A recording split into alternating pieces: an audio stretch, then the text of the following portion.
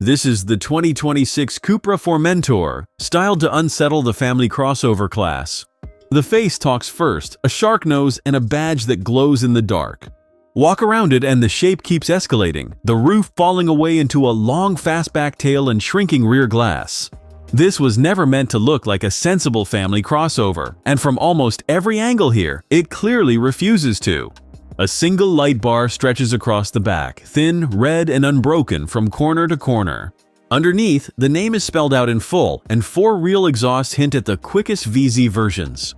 Subscribe and stay with me, because the version that ends this story changes everything.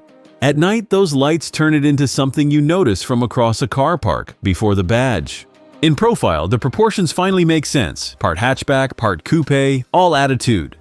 Look closely at the headlights, and you find the real signature, 3 sharp triangles per side that lock it into a cold, permanent glare.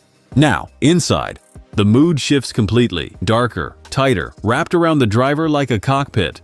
Copper thread runs through everything, the stitching, the vents, details most brands would never risk. Even the door panels get the treatment, textured, layered, and far more special than most rivals expect. The seats hold you low and firm, half bucket, half armchair, trimmed in a grippy, technical fabric with copper stitching throughout. And then the screen takes over the dashboard, a huge 12.9-inch display that controls almost every function in the whole car. That's the catch. Almost everything lives in here, the climate, the drive modes, even small daily adjustments. On the move, hunting through menus for the heating pulls your eyes off the road. The haptic pads on the wheel do the same, clever to look at, fiddly to use in a hurry. It is the one part of the cabin that trades sense for style. Elsewhere though, the details win you back, like the copper console and the milled metal shift paddles. Sit here a minute and it feels deliberate, designed by people who clearly care how it looks. Above you, more glass than you expect. A panoramic roof floods the cabin and feels bigger inside than it looks. The front seats look properly serious and supportive. Facing the driver, it all angles inward, the screen, the wheel, and the copper trim catching the low light. In the back, the Coupé roofline finally asks for something in return, and taller passengers are the ones who pay in headroom. Legroom is fine for 2 adults, but that sloping glass sits close behind their heads, and 6-footers will notice the lost headroom. They get their own vents at least, and enough room for everyday trips. From the driver's seat though, this car has only one very clear priority. You, the road ahead, the wheel, and the promise of real pace underneath it all. But all this attitude needs an engine behind it, and the hottest VZ channels 329 horsepower to all 4 wheels through a quick automatic.